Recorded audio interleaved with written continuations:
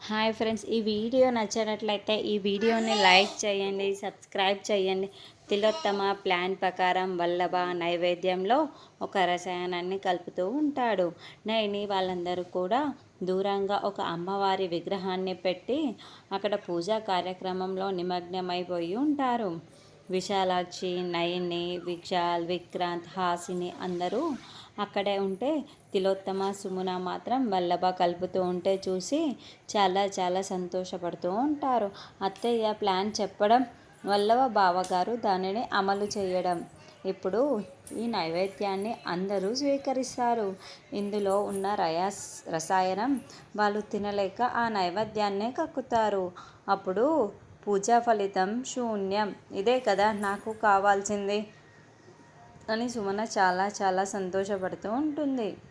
వల్లభ ఏమీ తెలియనట్టు నైవేద్యంలో రసాయనాన్ని కలిపేసి మళ్ళీ పూజ దగ్గర వచ్చి నిలబడి ఉంటాడు. అప్పుడే విశాలాక్షి నైవేద్యం కుండను తీసుకొని ప్రసాదాన్ని అందరికీ కూడా పెడుతూ ఉంటుంది. ముందుగా నయని, ఆ తర్వాత విశాల్, హాసిని వరుసగా పెడుతూ ఉంటుంది. ఓం శ్రీమాత్రే నమః అంటూ నయని మొక్కుకొని ఆ ప్రసాదాన్ని తింటూ ఉంటే ఓం శ్రీ జగజ్జనని ఏ నమః అని విశాల్ కూడా మొక్కుకొని ఆ ప్రసాదాన్ని స్వీకరిస్తూ ఉంటాడు.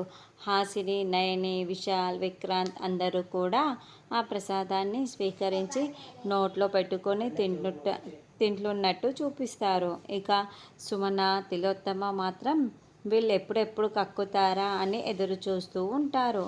మరి విశాలాక్షి వీళ్ళ ప్లాన్ని ఎలా తిప్పికొడుతుందో నెక్స్ట్ ఎపిసోడ్లో చూద్దాము.